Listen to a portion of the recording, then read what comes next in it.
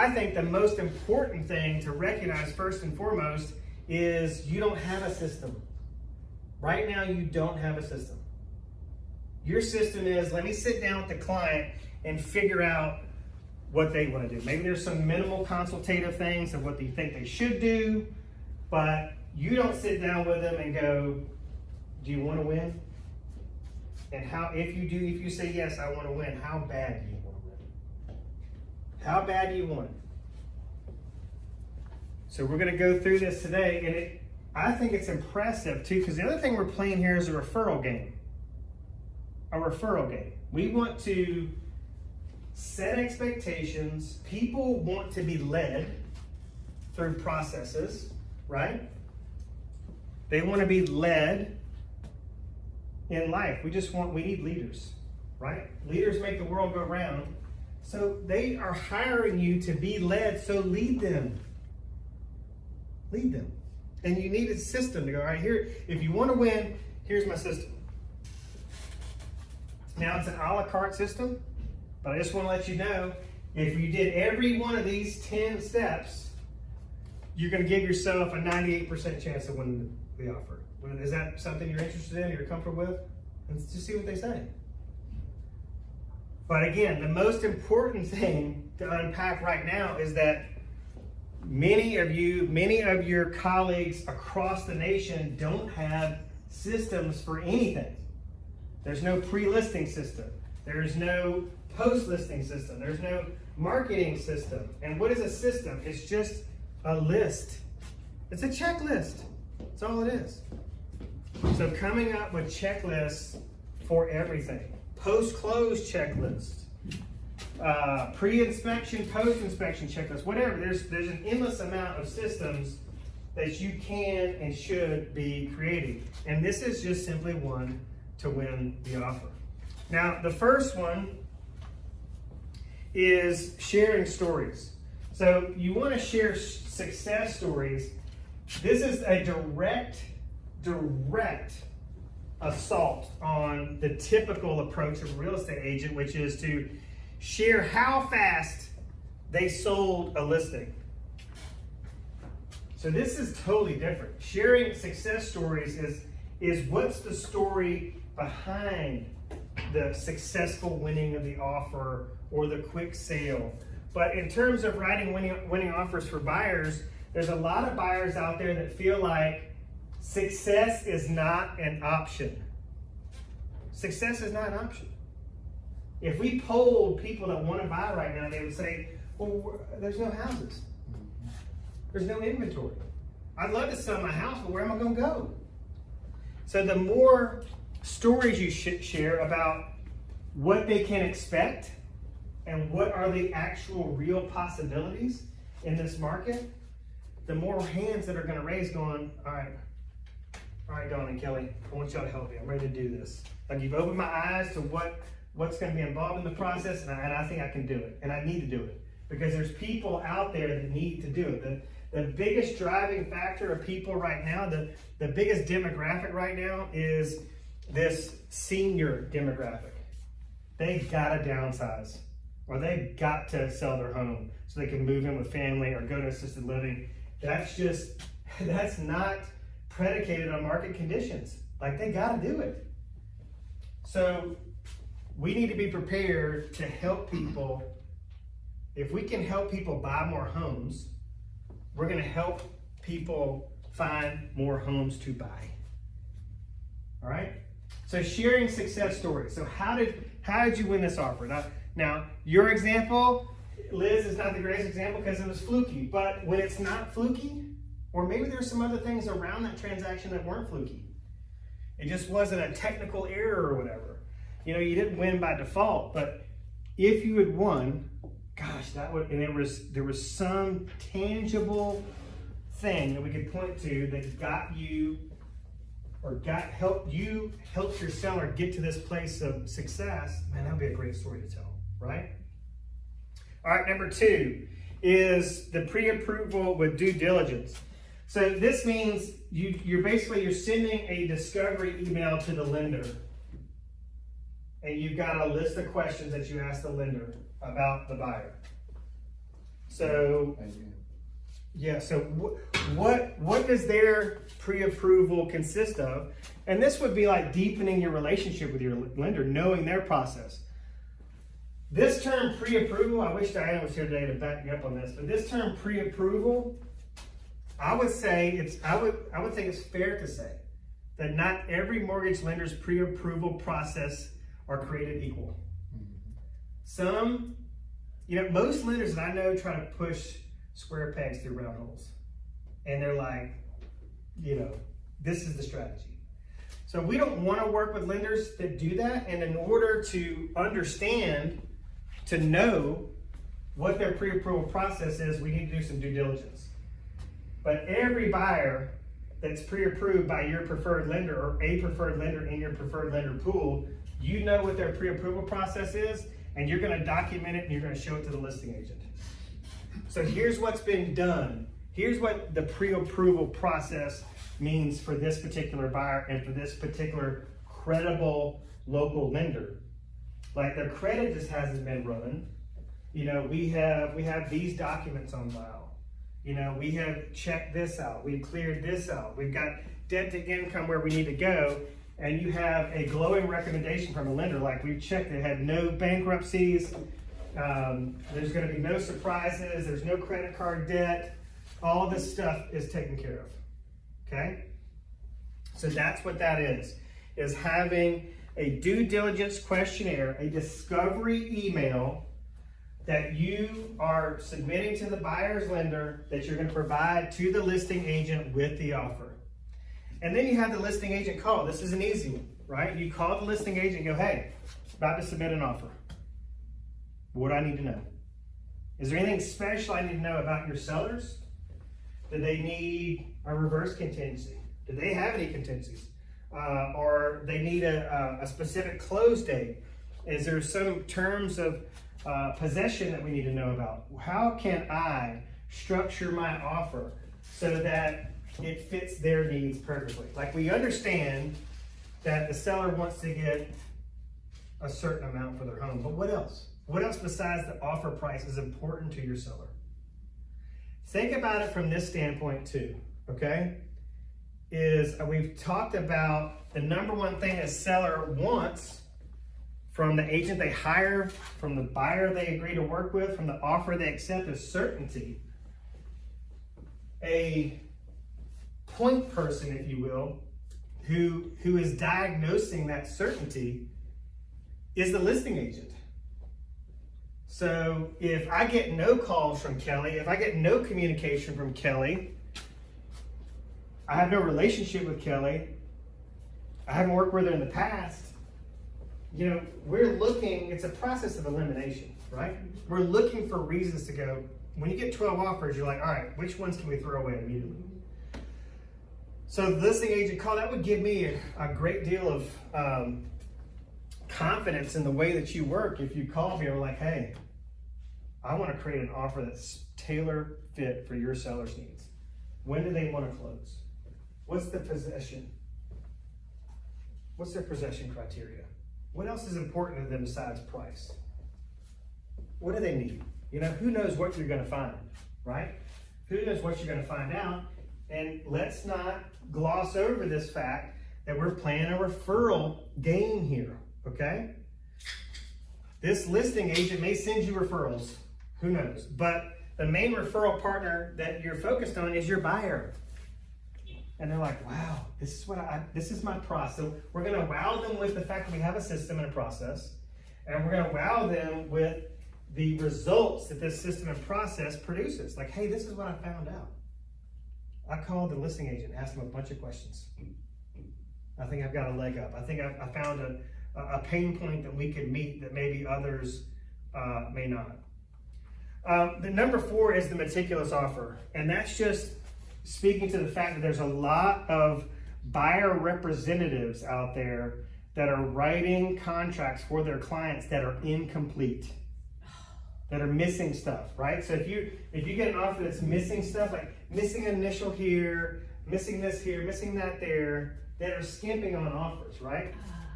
This is a quick way to go It just next. scares me. Yeah. I'm like, I can't work with you. Right. You would love an idiot.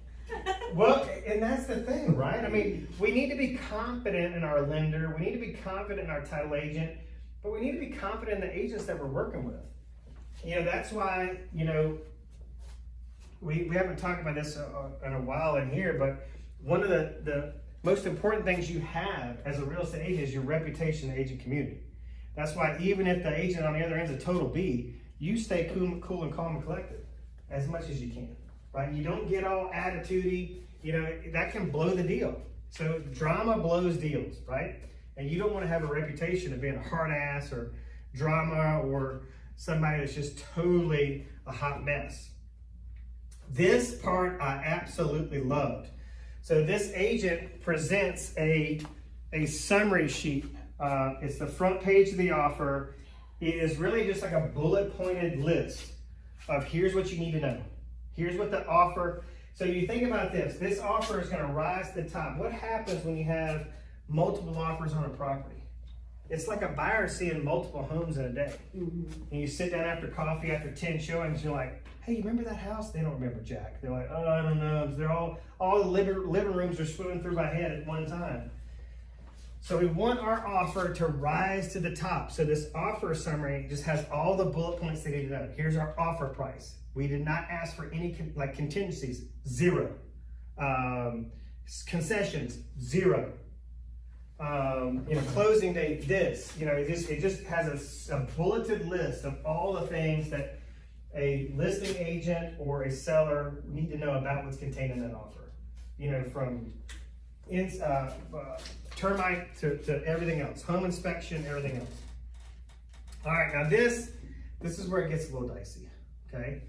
Your highest and best. So this particular agent strategy is not to wait for an agent to call for highest, a listing agent to call for highest and best. This agent goes to their client and says, all right, you know, the home's listed at $525. How much over $525 are you willing to pay? Like, what can you live with? And they might say what? What do you think your client might say? $535. $535, okay. So he says, all right, $535, all right, that's good, 10,000 over. There would be really good, there's some data to accompany this. Like typically homes are selling for, you know, roughly this percentage or whatever over. But I love this. He asked me, he goes, all right, so if the house sells for $536, and I come back to you and I say, Mr. and Mrs. Buyer, you missed out on this home over $1,000. Would you be able to sleep well at night? Or would you be disappointed? Would you have regret?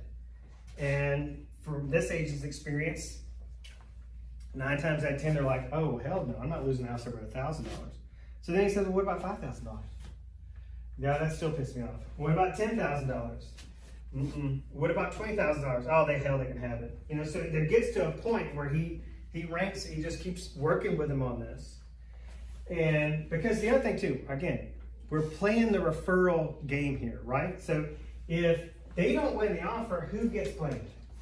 Do they blame the market? They blame the listing agent? They blame the mortgage lender? No, they blame you. Whether they're doing it subconsciously or consciously, you're hurting your chance of getting referrals because you didn't, not just because you didn't make it happen, but because you didn't set them up for success. You didn't even at least go through the possibilities and expectations part of this to where they could make an informed decision. And again, I'm hammering this referral thing home, but I also want to hammer home people want to be led. Lead them. Okay, that's why they're hiring you. All right, you don't want to go in to your doctor's office and he's like, all right, Frankie, you got something looks kind of fishy. I think we ought to remove it. That actually happened. There's something in there. You know, it's where the sun doesn't shine and we need to get it out. But it's up to you what you want to do from here. I'm like, what do you think you should do? You're going to be like, I don't think you're the doctor for me, right? So people want to be led. So the highest and best would be if they say, all right, let's say this conversation goes to $545. Then this agent goes, let's write the offer at $545. Now think about that. This is where it starts to get like crazy, right? You're like, I don't know if I'd be comfortable doing that. Well, I want you, again, I'm not saying you have to do what this agent does. The main thing I'm saying is this agent has a system and he's laying out possibilities and expectations to help the buyer win. And you might imagine if they did follow all these, even though some of them may be scary to present, they're probably gonna win, all right? Because it gets worse or better, depending on the way you look at it. So the other thing is this price protection. Price protection. This is the appraisal gap coverage. So if the house doesn't appraise for $545 and it appraises for $535, they're telling the seller right off the bat, we're paying the extra 10. It can go even further than that and say, listen, whatever it appraises for, like we want the house that bad. If it's over 10, we'll pay that. Okay? So this kind of fall down and merge with the closing guarantee is that whatever it appraises for, if it appraises for less, appraises for more, doesn't matter. It doesn't matter. You're getting this contract price no matter what. Okay? That's part of the closing guarantee. The other part of the closing guarantee is inspections. So I told you it's going to get a little worse or better however you look at it, but they are advising their clients that it is an option to write an offer that includes an inspection for peace of mind, but there's no contingency on inspection. It would be like as is with right to inspect, but it doesn't matter what comes back on the inspection. There will not be a second round of negotiations. That's what the closing guarantee means. Whether we have repair issues or appraisal issues, neither one of those two are getting in the way of this closing. So imagine how scary that is. I mean, but if you think about it, you're just saying, hey, this is an option. If you want to win, it all comes down to how bad you want to win. If you want to win, I can't think of any offer that's going to beat us out by going through these steps. All right, the letter of appreciation is not the heartfelt, like goo goo gaga letters. I got my family, I got my family. We really want to be in the school system. It is telling the seller what the buyers appreciated about the home. What do they appreciate about the home? Like, we love what you did with this room. We love this wallpaper. We love this paint color. We love what you did with the landscaping. These are the things we appreciate about what the home you've created. Not some sob story, okay? And then the 10, which I know you guys are going to love, is a video explanation of the offer. Hey, this is why we wrote the offer that we did. This is why we chose this. This is why we selected that. A video explanation of the offer. So you can imagine if you checked off each one of these, or even a combination of these, you're going to really position yourself to kick some major behind out there. And what happened, so this is one thing I loved about this presentation. Think about what's your mindset right now around working with buyers. You want to say that again? What's your mindset right now about working with buyers? Are you excited to work with a buyer? I am. You are? I just need them to listen. Yeah, so most agents I talk to, if the buyer has to sell before they buy, they're like, oh gosh, a contingency buyer. But these folks right here are positioning themselves to win no matter what the market conditions are or what the seller's situation might be. Because there's a lot of other kind of collateral things that are not in the system, which you might want to incorporate. So one thing that I think it's pretty neat to advise sellers to do that have to sell before they buy is do some form of, like the highest form of, a reverse contingency might be, let's sell your home and get a lease back from your buyer for 30 to 45 days or 60 days or however long it takes, and then you become a contingency-free buyer. That's the right way to do it. What I'm seeing a lot of agents do right now, which I'm very much against, is writing non-contingency offers that are contingent. That's happening like a lot right now. Wouldn't that fall back on the agent or even recommending that? Well, yeah, I mean, I think it's it's a blatant ethics violation, right? On the part of the agent. Well, don't they just have to carry But you- both mortgages, right?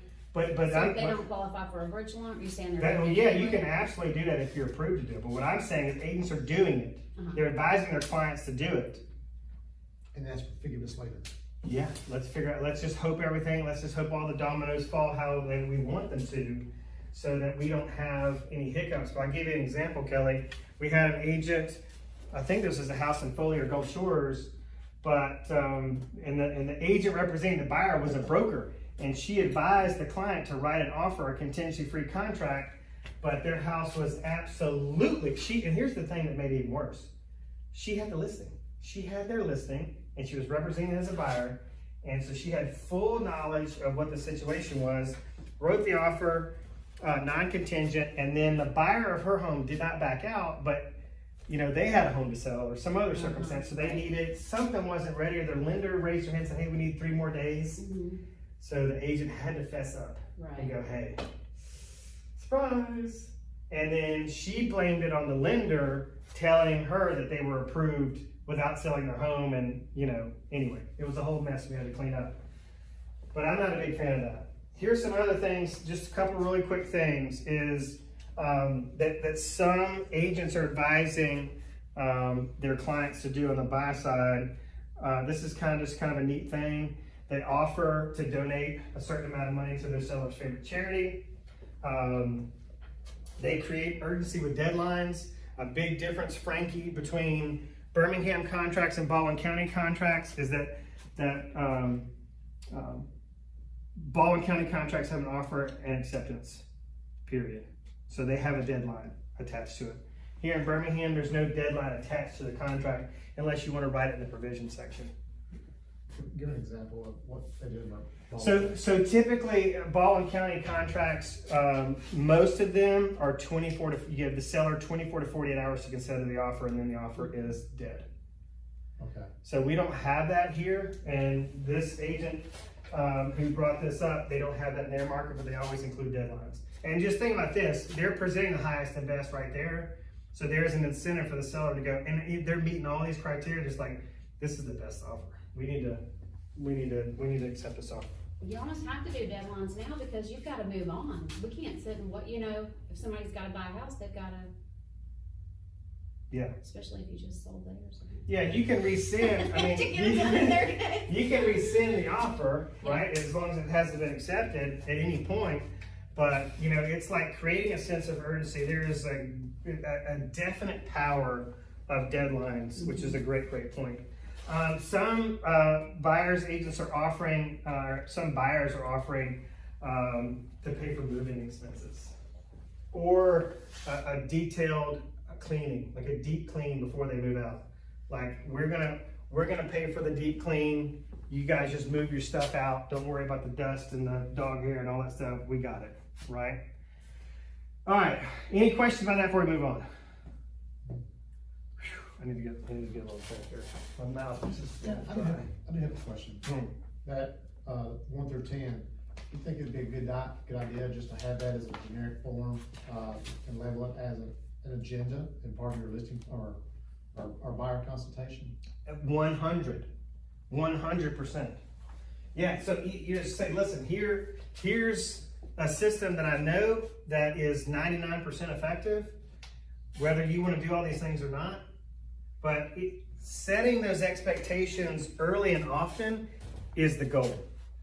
And that's why buyer consultations are so critical. So critical. A big part of leading people in the direction you want them to go is letting them know what to expect. What's next? What's next? So sending a buyer an email after their contract's accepted, going, hey, congratulations, your contract got accepted. Here's what's next.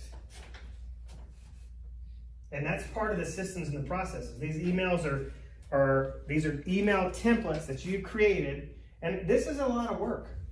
Coming up with your systems and your processes, coming up with, email templates is a lot of work up front, but it pays massive, massive dividends later, and then makes your job so much easier and ultimately bulletproofs transactions.